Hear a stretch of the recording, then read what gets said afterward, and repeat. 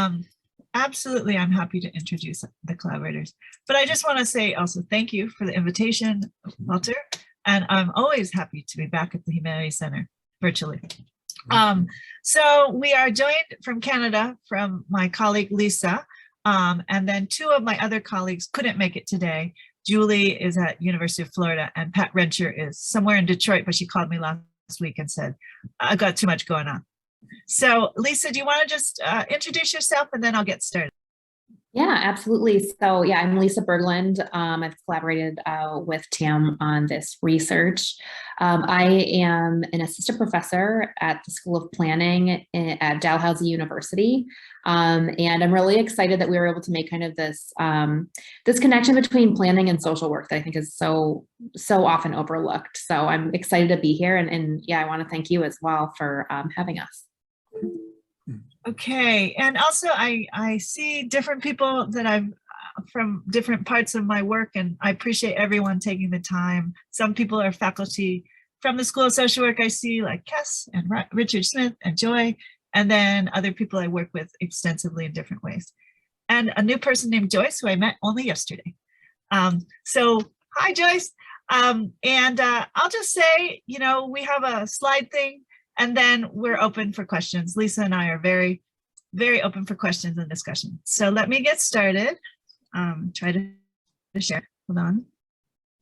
Okay, that didn't work. Let's see.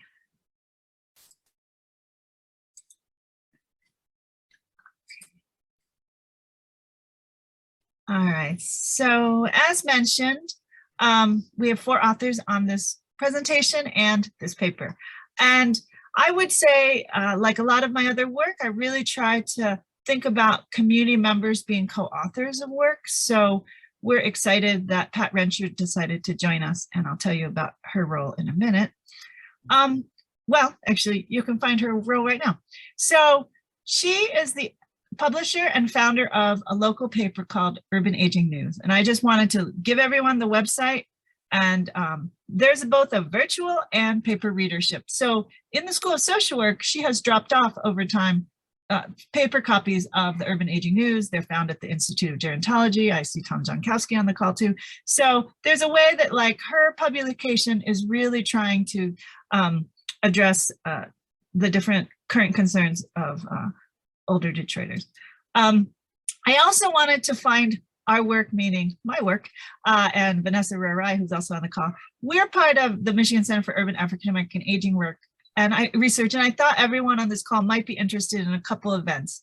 First of all, on April 21st, Peter Hammer and Heather McQuaid from the Wayne State Law School are giving a talk with us, on the importance of representation and democracy for health and well-being. And what's really important about this is really coming from older adults who we work with at the Michigan Center. It's also co-sponsored by the National Resource Centers for Minority Aging Research, and they will actually be giving introductory remarks. So we're excited about this because we think this is a really key time in this midterm. The other thing that's come to mind for older adults lately and for everyone lately is that these petition drives are confusing. So many Michiganders are being asked to sign them. So we have taken the time to outline the different drives and the components of the different petition drives. And I will put these in the chat. Feel free to invite and share with your networks either one of these resources.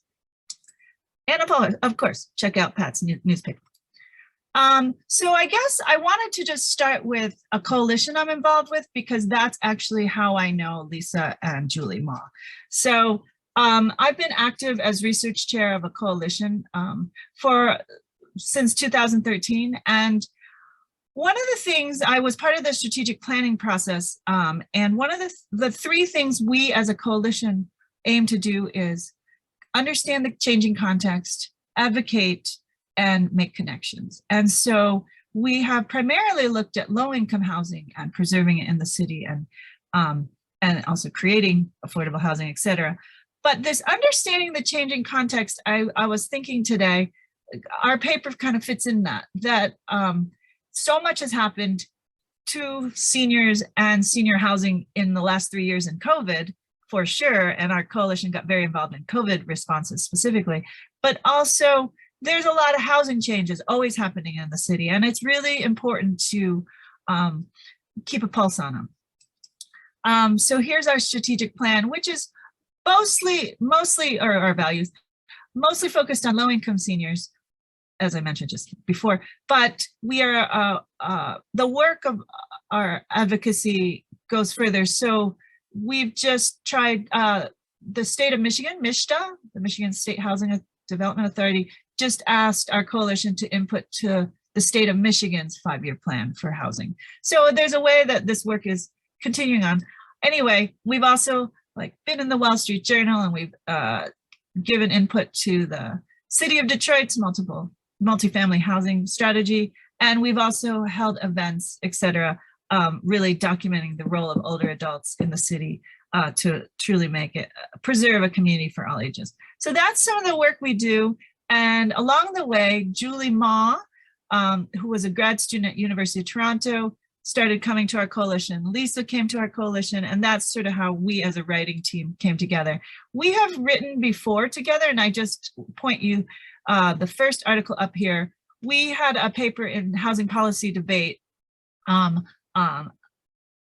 sort of these same issues. So, but then, this paper has a little different focus. So in much of our work in the last 5 slides that I've recapped, we've really looked at ways to decrease displacement, understand indirect and direct processes of displacement, and of course, just looking at and documenting losses of housing stock. But then today's question or area of interest is, well, what about increasing housing stock? What's happening in that realm with regard to older adults? So again, the key question is, what about new housing being developed? So thus, we came together to look at the marketing and branding. So this is the cover slide, which is also now slide 8. But we have this paper hopefully coming out, wish us luck, in the International Journal of Urban and Regional Research. We've been working on this paper a long time because Lisa really had some great ideas, including something called social media scraping. I didn't know anything about it, but I'll get into that. But I would say this idea of it complements previous research I've done, and certainly Lisa and Julie have done, on sort of looking at how older adults are experiencing the changes of Detroit. So I did qualitative interviews a few years ago, and here's a quote from one of our study participants. We were complaining about the building long before the developers came in about making certain changes to that building. I felt that they didn't have no regards to the seniors. They want to construct this for younger people, revitalize the downtown, and we was not to be a part of it. So I guess, I love to start my research talks with the voices of people that we're talking about. And so in a way, people explicitly say, we're not a part of this revitalization. In this series of interviews, people also would blame and identify by name people responsible for their being displaced. So it was very interesting, that set of work. The other thing, Julie's dissertation really looked at evictions and evictions filings. And she really also made connections from what was happening to how many people were going to be relocated outside the city. And I wish she was here today, but she's teaching class at this moment. So again, we've been on this journey of trying to figure this out, but I think this we came together because we noticed that actually the gentrification literature doesn't really talk about older adults. We're one of the few research teams, I'll say it, that are looking at older adults, that much of the focus has been on class and race-based dimensions of gentrification. And there's very little on how older adults are affected by gentrification processes. So we feel that we are contributing to this literature, etc. And so here are the research questions for the paper that we're trying to put out if we get accepted. What types of users, activities, and built environments are promoted through the branding of the downtown development landscape? What message or messages do these branding materials send about the role older adults play in the future of the city? And how can the offerings of downtown's developments and amenities and their promotion be reimagined? So what did we do? Well, this is this whole idea of social media scraping that Lisa knew how to do, and I certainly did not. So we really tried to identify content that represents the image of downtown. And so this is like materials, marketing materials promoted by developers, investors, documents that are really the strategies. And we have also, we got very into Twitter and Instagram posts, etc. And so I put the whole methodology below. And so this was very interesting. And we were finding a lot of things. But then we thought, you know what, we might need a complement. And so we brought in Pat, and I asked her, I called her and I said, do you think you would collaborate on this project? And so we decided to complement the social media scraping with actual newspapers. So I downloaded her 26 issues, which all can be found on her website, and analyzed all those in terms of what was being said about housing and change and development. And there were key criteria for that investigation, that part of the investigation. So what did we find? So we found that older adults and multi-generational families are actually absent from most of this marketing material. So in these postings, the social media postings, we quantified, we found like most 65% showed adults belonging to younger demographics. And then accounting for the people pictured other than younger adults, about 1 in 4 social media posts featured children participating in these activities and using spaces downtown, whereas only 12% of these images featured older adults. And then we kind of put it in contrast to the demographics of the city, which is 26%. So here's an example of what we mean, and we actually are printing these examples if we get our paper accepted. So, you know, kids, families enjoying the outdoors, fantastic, vibrancy, etc. You know, again, we're asking where are older adults featured in this. It is interesting. We do have examples of people with disabilities being featured, and so we really did a whole sort of who's being left out and who's featured in these posts. And I have to say, as someone who doesn't use Instagram or any of these things, it was all news to me how you even find all those things. Second of all, the marketing of new developments and amenities also lacked an older adult focus and was instead oriented mostly toward young professionals moving to the area.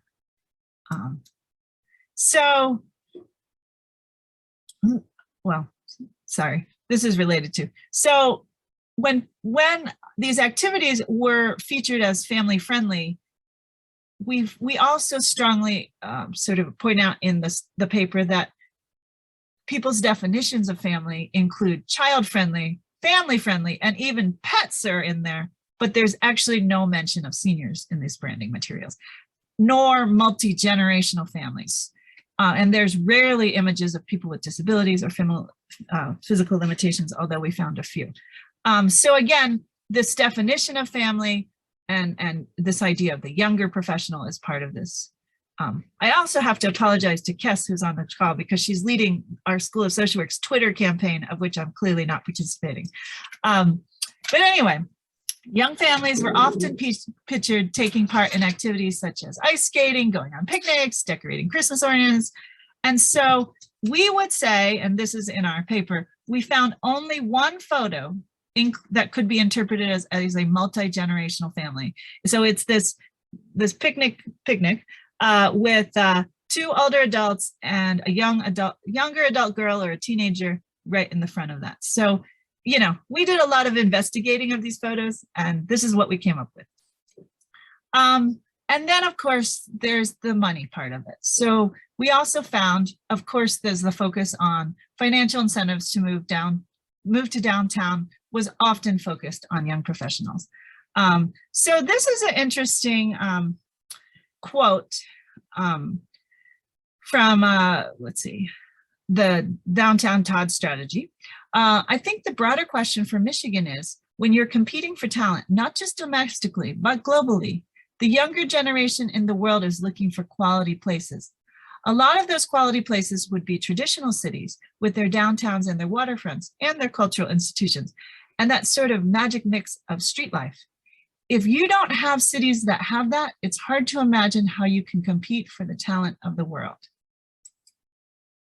So we lay on that as a backdrop to then say, well, what can we find in the Urban Aging newspaper? So I want to also point out that the readership is both digital and print, as I said before. And here's a screenshot of today's website of the Urban Aging newspaper. So these are some things we found. The newspaper featured real life examples about new programs and activities. Like in this photo, seniors are highlighted all over the city at the farmers market, the local island, and riverfront. So this is very much a differing from the branding materials. The newspaper also features challenges faced by residents. Okay, so here, for example, when I looked at this part of the project and we looked at, well, what are they saying about housing? We have Phyllis Edwards, who's the CEO of Bridging Communities, said, you reach an age where you're supposed to be living your best life. Instead, so many of our seniors are living in inadequate housing. The basement is backing up with water. People have holes in their roofs they can't afford to fix, not to mention hazards from out-of-code electricity, cords, and other slip and fall risks. And then I think this is really important to note. I decided to call it a matter of history. We noticed this tendency in our data that people love to invoke history. So people mention these historic buildings, live in buildings that are historic, how they've been, their luxury refurbishment, but with no mention of the people who once lived there or created those spaces. So here's an example from House Living. The House mission is an effort of revival. We seek to preserve the integrity, detail, and character of each building while curating a whole new experience for modern life. So again, this erasure of the people who lived there or created or contributed to this community is missing. And this very much contrasts with what's featured in the Urban Aging newspaper. And I love Mr. Gray's statement. My home and investment value have diminished beyond my control due to inadequate city services, crime, and slow 911 response. I anticipate that the pandemic will also have a disproportionate economic impact on Detroiters. The city's resurgence is leaving too many seniors and long-time Detroiters behind. We don't want to just survive, we want to thrive. Unfortunately, no one has figured out how we can get from there to here. And so here, and we say this in our paper, he invokes history in a different manner than the branding approaches I just mentioned. He uses history as an explanation of his lived experience and his relationship with his home, reflecting how long residence in the city may not yield the return on investment that is expected in other real estate markets. So I'm almost done. We end our paper and today's presentation with key considerations. You know, how can we work on planning developments that are accessible to people of all ages, abilities, and incomes, and promote them as such? So the branding part is part of this. How do we consider the importance of contributions outside of the mainstream economy? How can we note the ways that the nuclear family may not represent multi-generational and other family configurations that we know exist in the world and certainly in Detroit? And then can we be conscious of the older adult life experiences as historic structures are renovated? Meaning that the people who were part of this history be featured in the history. And so I found this today, See Detroit Like We Do. And I just added, like, if only we know how to listen and pause perhaps. And so hopefully this talk has invoked some thinking, and Lisa and I are happy to talk about the paper and what we thought about it and any other related questions. I'm going to stop sharing now. Thank you.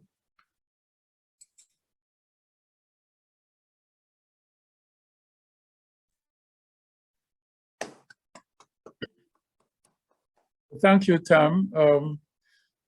I'm hoping that there are some questions that your paper solicited. So if you want to ask a question, just raise your hand high enough so that I can see it, or you can use the reaction button at the bottom of the screen, which has a raised hand image. And so Steve Calkins has raised his hand. So Steve, unmute yourself and go ahead. All right, thank you, Walter, and thank you for the talk. My brother's a marketing professor, and in advertising, nationwide for a wide range of products, it's commonly known, complained about, but known that marketers don't typically feature old people. They typically are featuring younger people for a whole range of products. And maybe that has to do with younger people are more willing to try new things. Maybe that's because nobody likes to think they're old. There could be lots of reasons for this.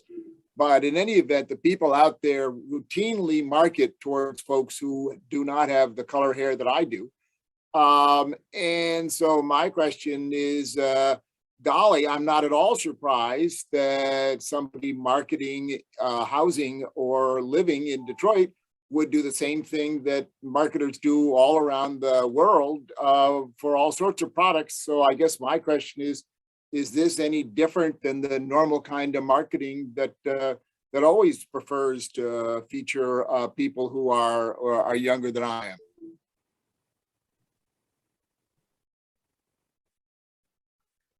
I think it's a good point.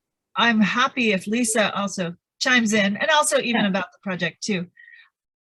I would say it's a good point and a fair point. But I also think some people look at sort of baby boomers coming up as the next great market. I mean, people in other circles talk about the incredible transfer of wealth that's going to happen and for some populations. And so in a lot of ways, I'm in other circles where people really talk about how older adults are a population to be marketed to. So I could see it both ways. I guess, I think our project was really born out of like, do people even realize this on a larger scale? And so that's why we kind of decided to do that. Lisa, do you have comments? Yeah, I mean, this is a really good question. I think it's, really important to bring up the broader scope of this. I think what you see in a lot of gentrifying environments that we try and pull out in the text of our paper is actually that the bias against older adults is not implied by their absence, but is actually very explicit in some of the marketing material. So in greater downtown Detroit, they've been in no uncertain terms trying to recruit young, educated, talented people. And so how that plays out in terms of, creating, as Tam mentioned, these economic incentives to try and get young professionals, again, in no uncertain terms, I think is something a little bit different and related to the context of gentrification, in that these actors are seen as kind of these economic engines, right? They're like, this youth is seen as like synonymous with entrepreneurialism, of like, who's going to really bring back the city, and narratives like that. So I think you're absolutely right that it's something that we should think about in a broader terms with advertising, but there is something I think special that happens in gentrifying environments when youth becomes synonymous with economic regeneration in this way. Let me add one more thing, which is I'm recounting a day of advocacy at Older Michiganians Day in Lansing a few years ago.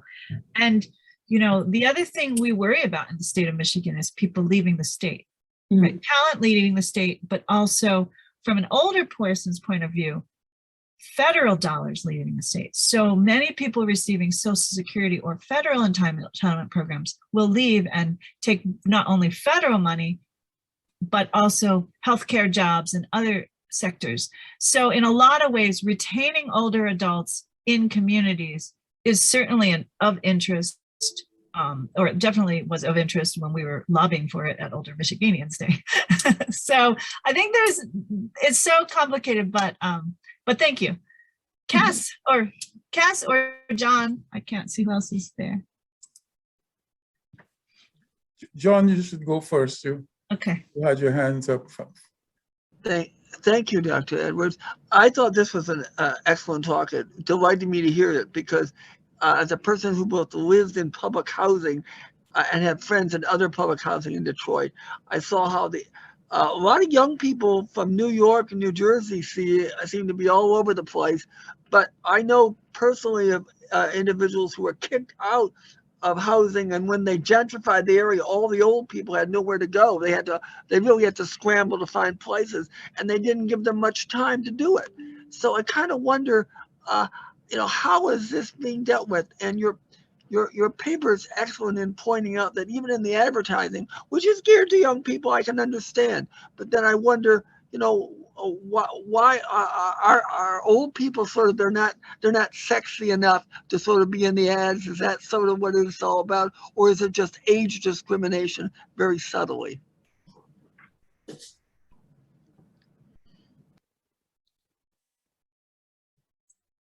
I think it's a combination, of course. I mean, ageism is full and well with who can retain employment, right? And who is, but also even capabilities, right? So, and the other thing that gets erased in age discrimination are things like other scholars really study productive aging, which is what are older adults contributing to the formal or informal economy? So who are the biggest caregivers? Probably older adults, not caring for spouses if it's a couple. Older adults are now raising grandchildren, right? So there's whole pockets of contribution to one's family and multi-generational parts of one's family that is often erased as part of this trope too. I would also say the other area of productive aging, which is often overlooked, is how much older adults contribute to volunteering in churches, in communities, in getting people to medical appointments, etc. So I think in a lot of ways, we always need to step back and say, who are we featuring in everything we do? And so I guess, Lisa and I would love the opportunity to go and talk to actual people making these marketing materials and just sort of, I actually think some of this erasure is not intentional.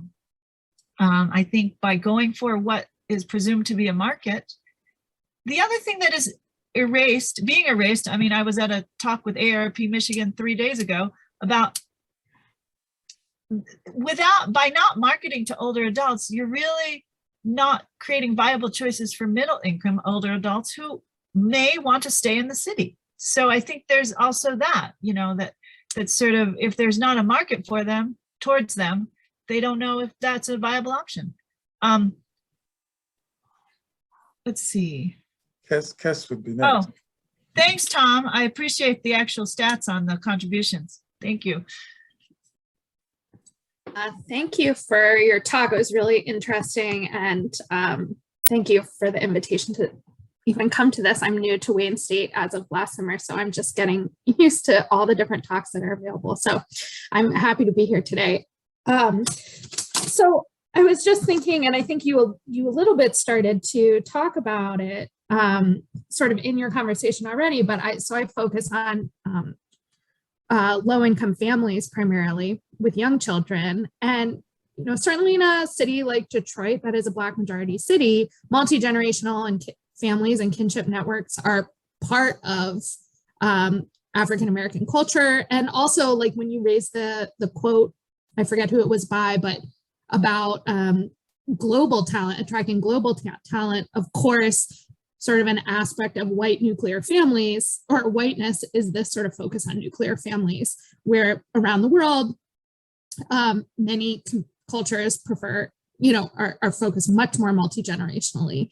And so I think it's just really an interesting, like from an intersectional, I'd be curious like how you've looked at that, just because from an intersectional perspective, to attract globally, to acknowledge the families that live in Detroit, primarily multi-generational families, and the benefits of having grandparents and aunties and all kinds of people involved in families' lives seems really important. But I also wonder, like, to sort of reference Dr. Calkins' comment, like who makes marketing materials? Like who's even doing that? And I don't know, but I can imagine, sort of a boardroom of the same people who are in the pictures you showed, of this sort of slender, often overrepresented white young professional people that really aren't representative of the people who currently live in Detroit. So it's also just sort of like this disconnection from like who actually is here and the kind of families that folks have here versus attracting other kinds of families rather than enriching the local community. So I'm just curious about your thoughts on the intersectionality of this issue and who gets power in this conversation.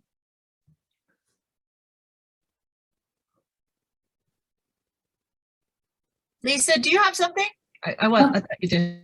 Yeah, sure. So I think, so our paper doesn't, these methods don't necessarily, and the questions we ask don't necessarily make firm claims on, how age and race, say, interact in these, this type of marketing. We're kind of focused on age, but when you look at kind of how the gentrification scholarship talks about the intersectionality of primarily race and class, not usually gender, because I don't think gentrification normally breaks down necessarily in that way. So our paper doesn't necessarily directly make claims, but I think that's a really about the intersectionality. But I think how age might compound on top of those other factors in terms of like for risk of, displacement, as John just mentioned, I think is really, really important. I think actually would be a really interesting thing to, if we want to keep building on this gentrification literature by enhancing this conversation around age, I think looking at the ways those things interact is going to be just a really key component. So I don't necessarily have a clear answer to that, other than that our data didn't necessarily get at that, but it's such a huge part of it. So I appreciate you bringing up that point.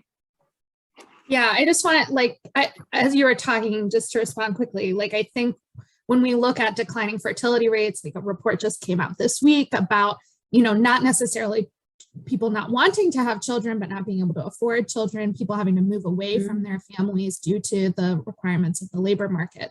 So, from a marketing standpoint, I don't know anything about marketing, but one could imagine that acknowledging the reality of lacking a care infrastructure for children and elders and people with disabilities and attracting whole families to Detroit in order to care for everybody is part of building a healthier, more robust Detroit. So anyways, I was absolutely. I just think it's a really missing piece of acknowledging elders in families as a major part of our informal care infrastructure here in the United States. And I would tie that back to what Tam was just saying, that there's just such a massive miscalculation when it comes to what older adults offer communities, changing environments as a source of economic and social stability is so important.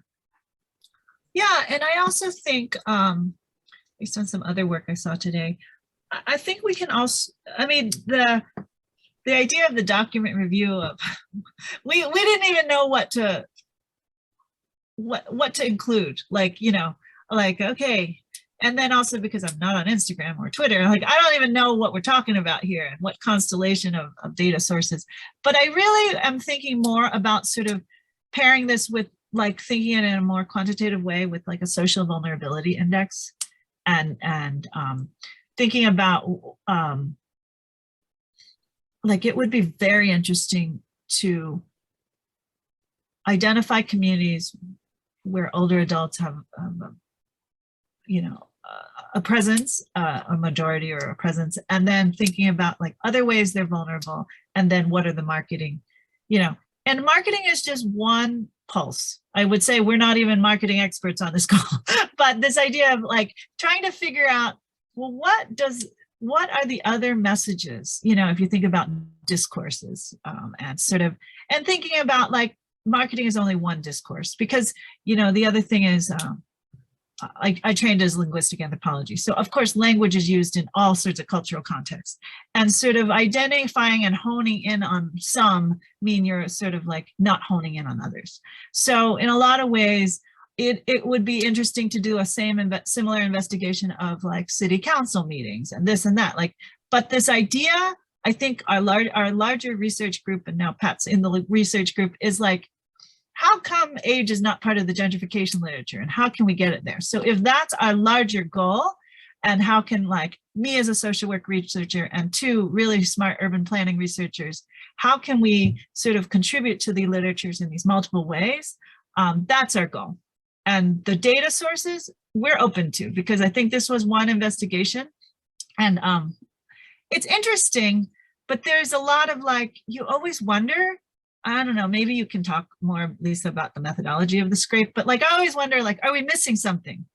And in a lot of ways, by honing in on Pat's newspaper, it was a finite data set. And we couldn't really figure out, like, are we going to go to more newspapers, or, and so, but will you tell us, Lisa, how you did your scrape? Yeah, and so I sort of hope there's no one that does, no computer scientists that do like machine learning or anything like that on this call, because what we did was actually technically not a scrape, because that requires like algorithms and things. But what we did was we took, so I see a question in the chat also about the kind of geographic scope of this work from Vanessa.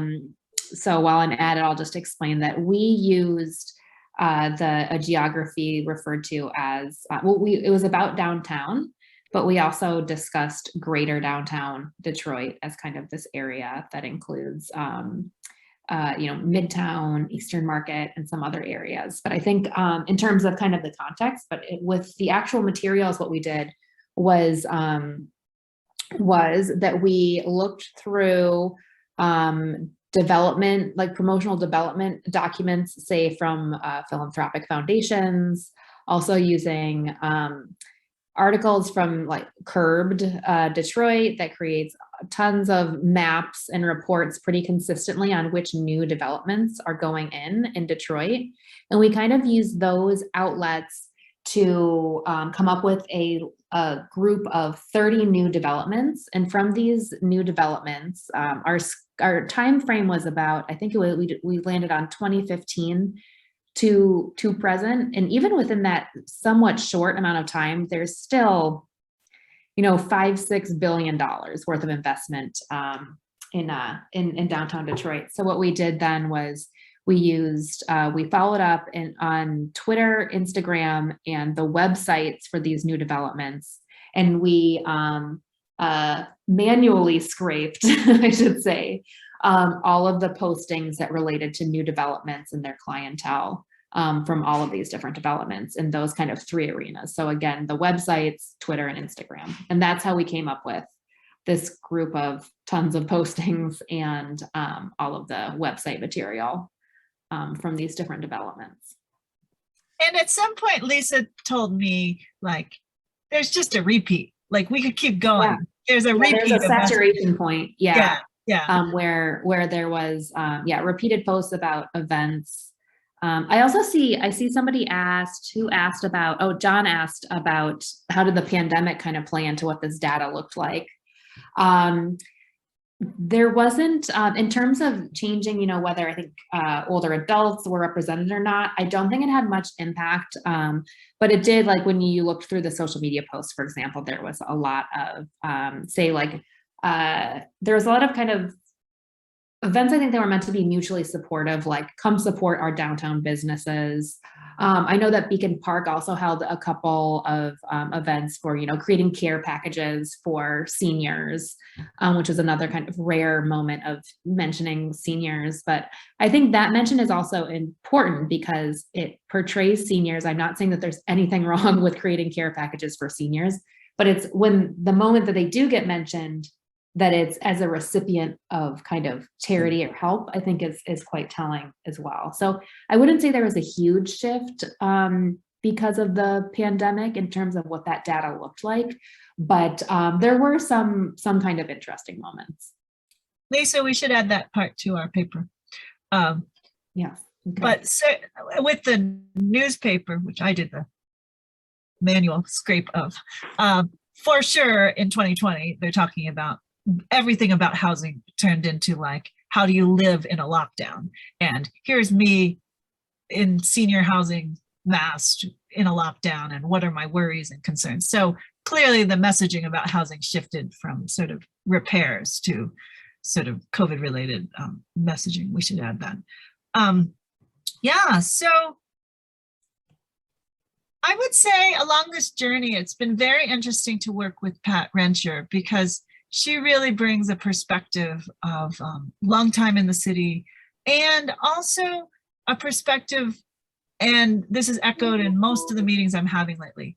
There's a concern about affordable housing for the extremely low income, however you define it, 20% area median income, however it's calculated, what kind of advocacy should be around this. But then there's also middle income people that are just erased in, and so we're trying to also get at this, that it's sort of, as Detroit moves forward, how is it going to think about providing different levels of income socioeconomically, et cetera. Yeah.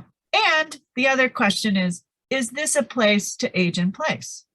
So now in the aging in place literature out of environmental gerontology, people don't even use the word aging in place, although you might find it. They also talk about aging in community. So it's not necessarily your particular unit or residence you are in right now that you want to age in, but can you find options to age within your community, however you define it? And so part of this is pushing us all to think, if you wanted to get out of a single family home, where would you go if you wanted to stay in your community? John, there's also new work out there called the mid-middle, and there's Tony Perez, is this whole movement of the mid-middle, and I've been in meetings about how can Detroit sort of feature and explore options of that too.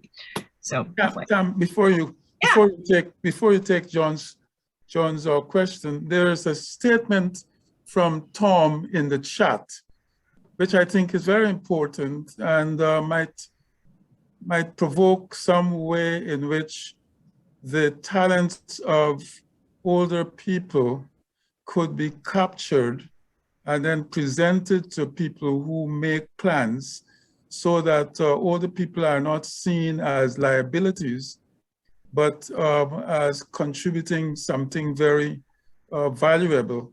The statement is, in a statewide older adult needs assessment conducted in 2019, we found that older adults in Michigan provide about $13.1 billion worth of uncompensated care every year.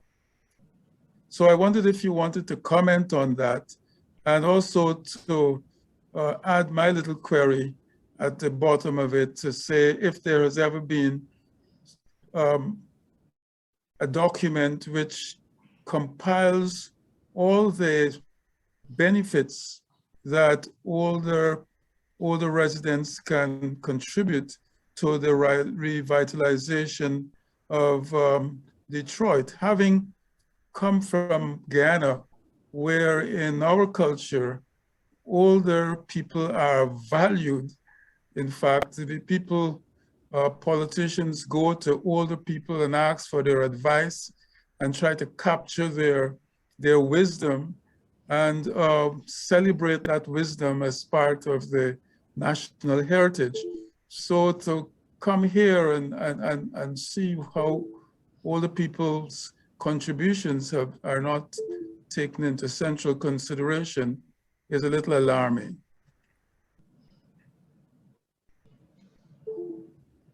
Yeah, I think in both of those examples, Walter, we're talking about erasure. We're talking about minimization of erasure of, a whole cohort of people. And it is interesting because it goes to Kessa's point about sort of an individually minded focus of families versus sort of a larger way of looking at who experiences of belonging, I guess we could say that, and who you're accountable for and who you care for, et cetera. Yeah, so I think anytime it's one of these things where this is one way to get this topic on the table. And as someone really dedicated to gerontology, it's exciting, but also what's really been exciting is to partner with urban planners who really have sort of this planning mindset, I guess, Lisa, and like the fact that like people spend a lot of time studying gentrification and that this is so missing. So to me, that's the challenge, is to bring this to a new audience. Probably we have to go to the Urban Affairs Conference soon. John, comments? Thank you. I've enjoyed this. Particularly, I was thinking again about the pandemic, because one of the things about the pandemic has done for downtown Detroit, it shut down all the activities, and even the young people had no place to go, nothing to do. And so I heard a lot of discussion about, why live in the cities anymore? You're going to catch diseases, you're going to have, et cetera, et cetera. So older people like then would be trapped again if all the younger people left the city. The idea is the older people would just stay and all the younger people would just go out to hither and yon. Because now with telecommuting, teleconferences, we do it. So what's going to happen with the older people? So it got me to thinking about the effect of the pandemic, not only on the urban area itself, but how the people who actually have to live there in a sense, and then how the older people have to adjust. And if the younger people don't want to be there, urban life itself may fall apart. So there's a lot of things going on. Thank you. Lisa, do you have comments? I mean, there's so much here. I think that so much here that planners are attempting to comment on through the pandemic about what the impacts of this will be. I would say that most of these are just guesses. But this is something I think that planners have been thinking through for a while, not necessarily related to the pandemic, but just because of the prevalence of telecommuting, right? That were kind of accelerated during the pandemic. So it's not like, I wouldn't say it's a question that's like unknown to planning, but I don't know if there's any like clear answers. But you saw, just because of affordability, for example, I think the state of California lost a significant amount of population compared to what is normally a situation of growth. So I think that there's a lot of migration right now that I don't personally know what the implications are, but I think that they'll have lasting impacts. I think it's going to be a really interesting and important thing to watch for sure. I would say my perspective is so much is in flux because of what Lisa just said, but some very interesting things the way I've been thinking about older adults in housing are a couple things. I just did a paper with the University of Washington colleagues on COVID hotels for people experiencing homelessness. So that this one moment a few years ago in 2020, like they rented hotel room, as I'm sure you've heard, right? And this idea that now we're worried about people's housing. And then we document in this paper, then the shutting down of these COVID hotels, I guess you're good to go again, right? And so that we call it, to think the title is like an ephemeral moment where housing is a human right. So this idea of so much transforming, including people who want to leave crowded places, but then maybe they want to return, will they return? Those questions, who didn't have a chance to leave, right? So if you think some people chose to leave and could work remotely and other people, that is just not, I guess the reality of work I've been involved with in the last 2 years is advocating the mayor's office to bring testing and then vaccines to senior buildings because we didn't think it was a good idea to have older adults on public transportation in the early parts of the pandemic. So, the scale of what detail are we talking about with this is really enormous and related to housing and well-being. Another paper I put in the chat is we actually did a 3-building case study on how do you renovate a senior building in a pandemic? How do you separate the trades from the residents? And then what about these shared computer spaces that people really rely on, much less the fact that many places don't have operating elevators, neither does Old Main or apparently other buildings at Wayne State. So like this idea of infrastructure intersected with sort of a pandemic is huge in every way, right? And so, but I appreciate it because obviously our whole community is forever changed because of this pandemic that endures. And second of all, people's relationship to what they want out of a home and a community has really, and what they can get out of a community, like when there were lockdowns, et cetera, has all changed and is all up for grabs. That's my comment on that. Steve has raised his hands again. Steve Corkins. Steve. Unmute yourself, Steve. Yeah, I couldn't get there. I apologize.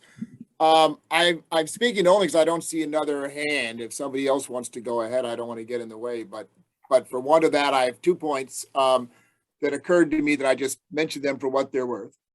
I recall when you were speaking, you were saying there are relatively few pictures of old people, even though, and then you said something like 27% of residents of Detroit are over 55.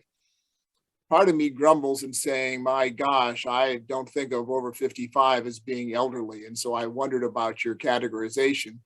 But I had previously said to myself, gosh, are there a lot of old people in Detroit? And I just Googled it, very low quality scholarship, but was very interested to see that whereas 65 and older, which I view as a more normal elderly sort of demarcation, had 12.3% in Michigan were 65 and over, where only 10.4% in Detroit were 65 and over. And so it's interesting to me that Detroit, at least on my total, non-scientific one quick Google search, suggested that Detroit has relatively few older people compared to the rest of Michigan and surely the country.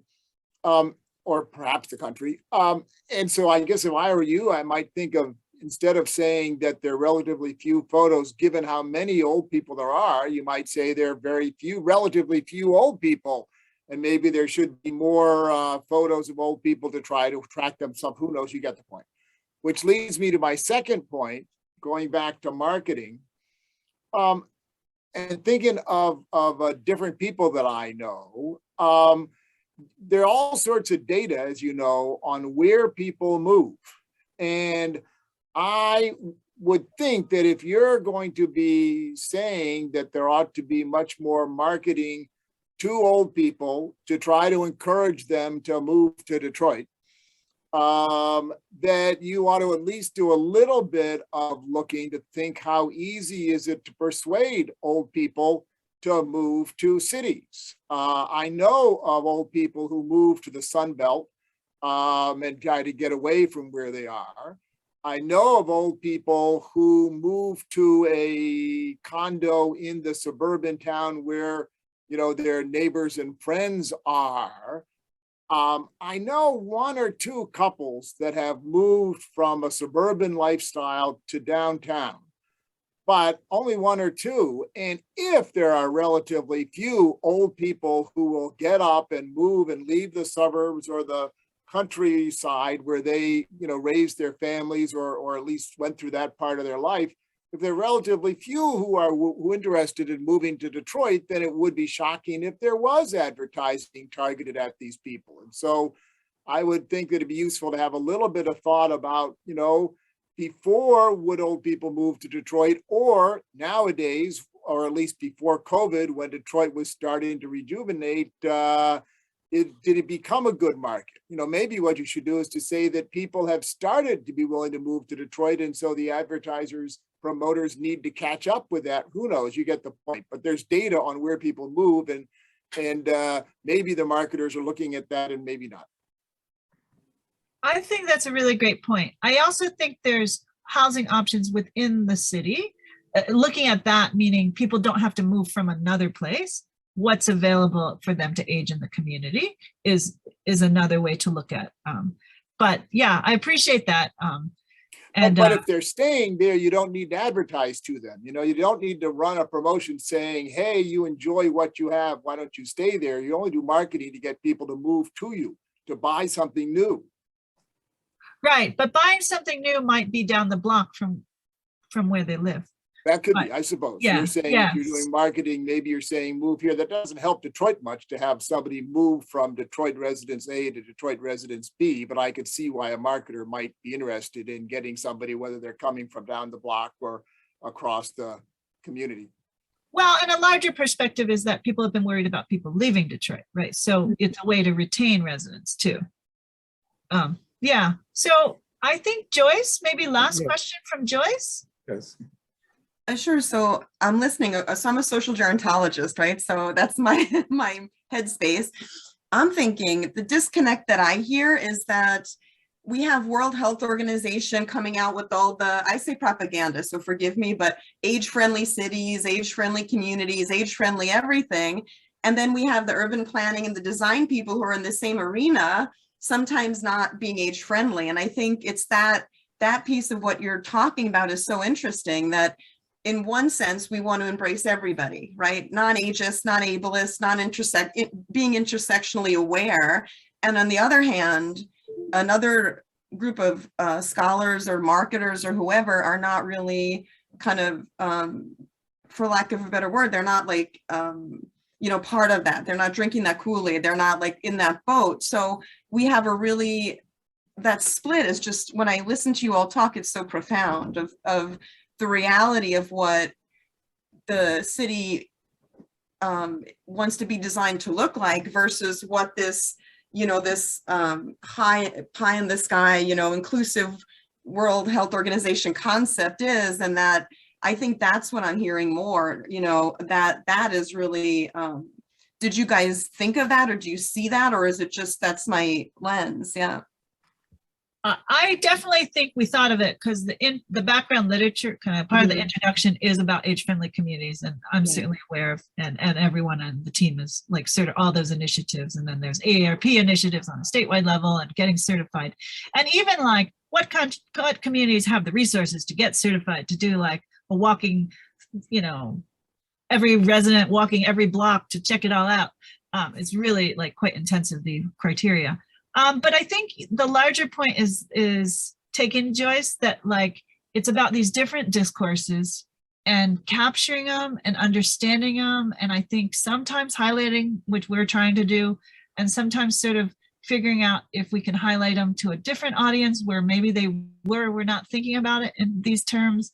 Yeah, so there's just an opportunity, and I will just end our talk by saying thank you so much for the opportunity to share our work today. It's actually pushing us for our next paper and what we can do next. That's for sure. What sources of data do we want to investigate for our next collaboration, et cetera. So I really appreciate it. And feel free to follow up with any of us. We're open to it. Yeah, thank you so much. Well, thank you for your paper. And as usual, at the end of our presentation, we tell you about some small gifts that the Humanities Center would typically give you in person, but we can't do that. But we will put in Tam's office 2 masks, one for each presenter, and 2 journals, one for each presenter, each of which has the center's logo on it. I know that your masks are no longer mandated, and let's hope that the new variant is in our rear view mirror, and we won't have to get all those masks. But those masks can serve as souvenirs. You can show your grandchildren, that you lived through the great pandemic 2022, And here is what we use to cover our faces. So thank you all so much. And unless Tam or you, or Lisa, has anything further to say, if not, I will end the meeting. Yeah, I don't think so. Thank you so much. All right.